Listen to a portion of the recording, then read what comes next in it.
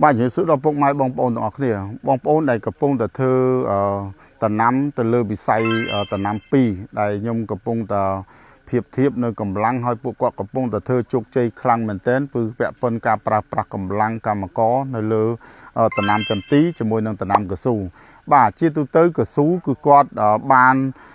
ប្រើប្រាស់កម្លាំងពេញទំហឹងប្រមូលផលគឺរយៈពេល10ខែបាទចឹងខែ1ខែ2ខែ3អីចឹងទៅរហូតមកដល់ខែនេះគឺ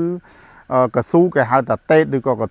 កស៊ូបានសម្រាប់បាទអញ្ចឹងសម្រាប់រយៈពេលតែ1ខែឬក៏2ខែទេអញ្ចឹងប៉ុន្តែកម្លាំងដែលបងប្អូនកំពុងតែប្រើហ្នឹងគឺគាត់ផ្ដល់ឱកាសមកឲ្យកម្លាំងដែលកំពុងតែធ្វើកស៊ូហ្នឹងប្រមូលកស៊ូហ្នឹងគេបានតេតស្មើនឹងសម្រាប់ហើយឲ្យគាត់មកប្រមូលជាមួយនឹងស្វ័យចន្ទីវិញអញ្ចឹងការប្រើប្រាស់កម្លាំងទាំងអស់នេះគឺពួកគាត់អត់រត់ចោលយើងទេបាទអញ្ចឹងអ្នកដែលគាត់ជួបបញ្ហាជួនកាលគាត់ដាំតែកស៊ូឯងអញ្ចឹងនៅពេលដែលចាប់ដើមប្រមូលផលកស៊ូដល់ពេលសម្រាប់គាត់អត់មានអីធ្វើក៏អត់នៅទេព្រោះយើងជាទៅម្ចាស់គាត់អត់សូវបានបើកប្រាក់ខែឲ្យអ្នកខ្លះគាត់បើកឲ្យពាក់កណ្ដាលដោយសារអត់បានធ្វើអីអញ្ចឹងទៅប៉ុន្តែបើសិនជាបងប្អូនដែលមានតំណាំកស៊ូហើយបងប្អូនឆ្លៀតដាំចន្ទីមួយចំនួនទៀតបងប្អូននឹងធ្វើឲ្យកម្លាំងរបស់គាត់នឹងវិលជុំផ្ទុយទៅវិញបើសិនជាគាត់មានតែចន្ទីក៏អត់មានកស៊ូទេអញ្ចឹងនៅពេលដែលមួយឆ្នាំគាត់ត្រូវការកម្លាំងដែលប្រមូលចន្ទីដែលច្រើនបំផុតហ្នឹងគឺរយៈពេល1ខែទៅ2ខែហ្នឹងទេខុសពីហ្នឹងអូខេដាក់ជីតិចតួចអីអញ្ចឹងទៅព្រោះឥឡូវហ្នឹងក៏បានយើងប្រើបច្ចេកទេសតាមរយៈដែលសំបីតែដាក់ជីក៏យើងធ្វើតាមត្រាក់ទ័រតាមបាញ់ថ្នាំក៏យើងប្រើគ្រឿងចាក់គ្រឿងអីអញ្ចឹងទៅការប្រើប្រាស់កម្លាំងនៅពេលដែលធម្មតាអត់សូវច្រើនទេប៉ុន្តែនៅពេលដែលចាប់ដើមប្រមូលផលយើងត្រូវការកម្លាំងច្រើនមែនទែនកម្លាំងច្រើនទាំងអស់ហ្នឹងបើសិនយើងអត់ចេះតាក់ទាញគាត់មកធ្វើទេគឺអត់មានកម្លាំងទេ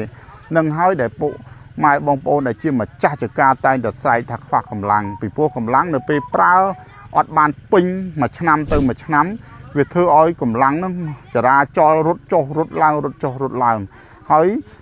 របៀបទាំងអស់ហ្នឹងខ្ញុំគិតថាខ្ញុំជួបច្រើនមែនទែនម្ចាស់ចការប៉ុន្តែបច្ចុប្បន្ននេះខ្ញុំចង់ចែកម្លែកវីដេអូហ្នឹងទៅដល់ពុកម៉ែបងប្អូនទាំងអស់គ្នា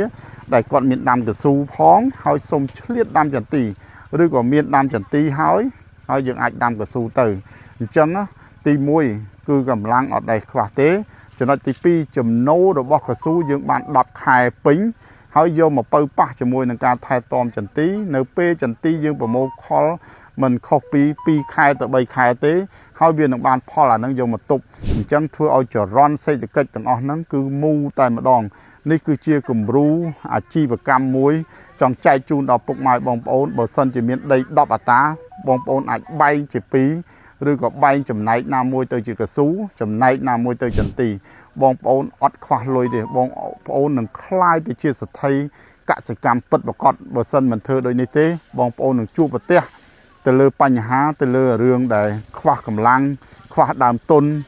ស្អីទាំងអស់ហ្នឹងគឺនឹងជួបប្រទះតែម្ដងប៉ុន្តែបើសិនជាទៅការបច្ចេកទេសអាចជួបជាមួយនឹងខាងហ៊ុយយន្តបានហ៊ុយយន្តស្វាគមន៍ហើយនឹងរីករាយចង់ឃើញកសិករមានស្នាមញញឹមតាមរយៈមានចំណូលខ្ពស់តែម្ដងបាទសូមអរគុណ